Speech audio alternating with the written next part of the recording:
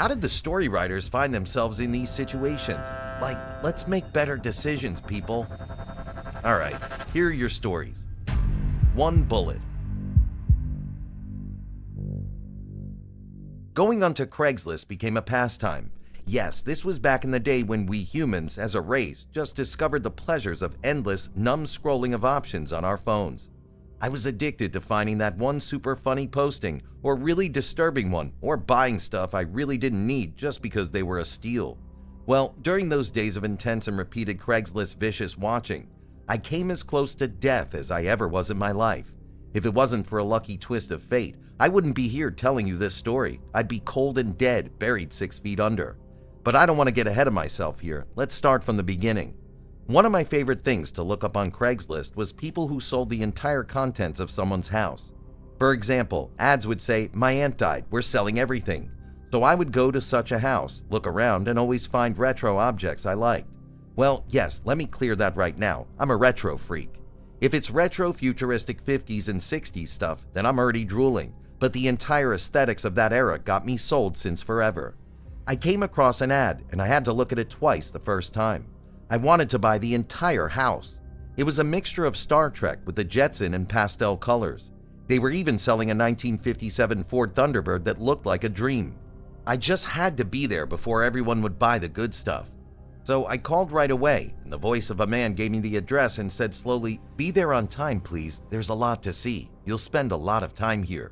I paid no attention to that last sentence, and that Saturday morning I was standing outside this beautiful house with a long front garden and a 60s vibe that was just melting me.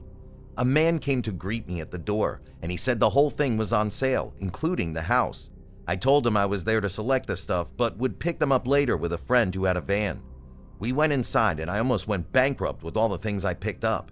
It was like a trip to the past. Everything was so well taken care of. The pastel colors, the round edges, the retro styling, it was all a dream. Well, a dream that would soon turn into a nightmare, but still a dream nonetheless. I left the place like 3 hours later. We were alone the whole time. Nobody came by for the auction. That was weird. I thought I was going to have to compete against everybody. He was silent most of the time, just replying with numbers. He seemed utterly detached from the whole thing. It felt like he had nothing to do with the house or the previous owner. We came back for the stuff, my friend and I. It was around 8 p.m. and it was already dark. We rang the doorbell, and this time the man who spoke to me was there with 2 other friends. They'd been smoking inside. I could see the cloud of smoke inside the living room. Their eyes, red and small, looked at me with laid-back suspicion. I'd left all the stuff I chose piled up against one of the house's corners, so I started showing it all to my friend. But the atmosphere wasn't at all as relaxed as it was that morning. I didn't feel safe at all. Just when I started to think I was being paranoid about the whole thing, one of the men said from the table, "Okay, who wants to go first?" I had to look twice to see he was holding a revolver. It was one of those weapons that had a barrel with 6 bullets that you could manually turn. He was holding it with one hand, and with the other he was making a sign for us to approach the table. I looked at my friend, looked at the door, and tried to run for it, but we were not only held prisoners, but also tied down to 2 chairs at their table. Okay, so now that the theatricals are over, who would like to start? Will you be a gentleman and let ladies go first? My friend was shaking his head, trying to say no. I felt something warm between my legs. I was peeing in my pants. I felt that it was it. I was going to play Russian roulette with these strangers. They were going to have a laugh and kill us there, inside that house. God knows what they'll do with our corpses. Then it came to mind what he said about spending a lot of time there. He meant we were to be buried in the backyard or something. The tallest of the 3 men took the revolver, flipped the barrel, and pointed the gun at my forehead. He counted backwards from 3 and then pulled the trigger. Nothing happened, just the metallic noise of the hammering on an empty space. It was my friend's time. I'd gotten him into that situation, so I asked them to try on me again. To my surprise, they said, "Okay," and pointed the gun at me again. That's when the bell rang. The bell rang again and again. They freaked out, took their coats, and left the room through the back door, running immediately. My friend's girlfriend was the one ringing the bell. She was very jealous of me. She had a GPS on the van and tried to catch him being unfaithful to her. Instead of finding us naked or anything like that, she found us tied down to a chair, crying and with a gun on the table. When the police came along, they revised the revolver and there was a bullet in it, a real one. I didn't die that night because it wasn't my time, I guess.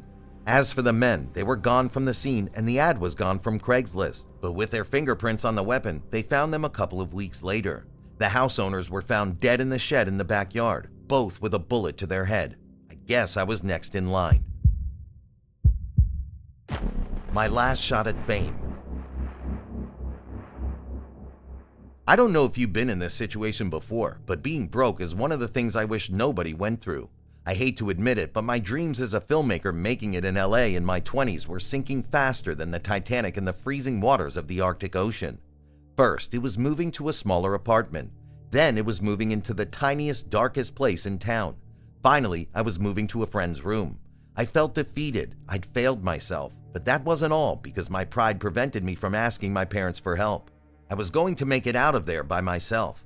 I was tired of being the son of a wealthy family. I wanted to make my own path. Well, one of the problems I had back then, besides being proud and stubborn, was that I was dead broke and surrounded by bad company.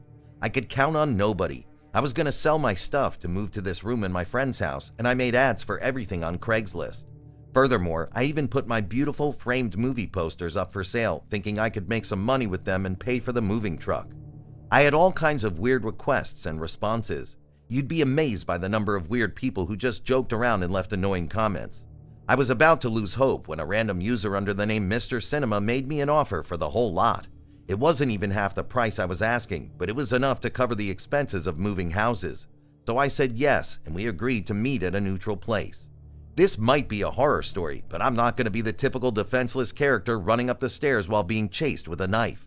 I know very well how to take care of myself, even in LA. So we met at this crowded park downtown where I knew I was going to be safe in the broad daylight. I just missed my safety calculations for a tiny bit. I went to meet them alone. It was my mistake, I know. Not being able to count on anybody for stuff like this was part of my LA problem. The chatting was the usual with the cinema snobs in this flooded city. We started with the typical who do you know, where have you been, and what have you done questions. According to his speech, I was talking to someone who was very connected to what was going on in the city. He pronounced the names of the gatekeepers at most major studios. He knew his script perfectly well. I let down my guard for a minute and, now that I think about it, that was kind of taking the stairways up while I should have fled through the main door. But I agreed to walk with them to their car so that we could make the transaction. The car wasn't on the main road, but I had already bitten the bait. He had inspected all the framed posters thoroughly and announced they were legit. Back to their car, the first thing that struck me was that he was driving a beaten-up small Daihatsu. That wasn't the kind of car someone connected in the city would have. He said it was a replacement from the insurance company when he had his electric vehicle stolen the month before. While he was saying that, a third man came out of the Daihatsu and looked me straight in the eyes. This is not the kind of city where people look into your eyes unless they want something from you. Everything is much more careless and relaxed, the typical hipster, artsy, laid-back LA vibe. He said he was going to get his money, and that I could either wait outside or join them inside the car. The man who was with him opened the door for me, but I stayed outside of the vehicle. Mark, the man who contacted me through Craigslist, insisted and said, "It must be here somewhere. I don't know where I put it. Do you have an extra minute? Sorry." That apology made me a little more at ease, but the eyes of the other men wouldn't leave me for a second. I felt like I was in a spaghetti western with fast tarantella music playing in the background. I could almost see the camera rolling over my head and showing my face of confusion and fear. That was exactly what I felt, confusion and fear, because I was defenseless. There were 3 of them, and I was alone. What an idiot I felt. Why did I go alone? That self-sufficiency feeling and my natural-born stubbornness might be my death sentence, I thought.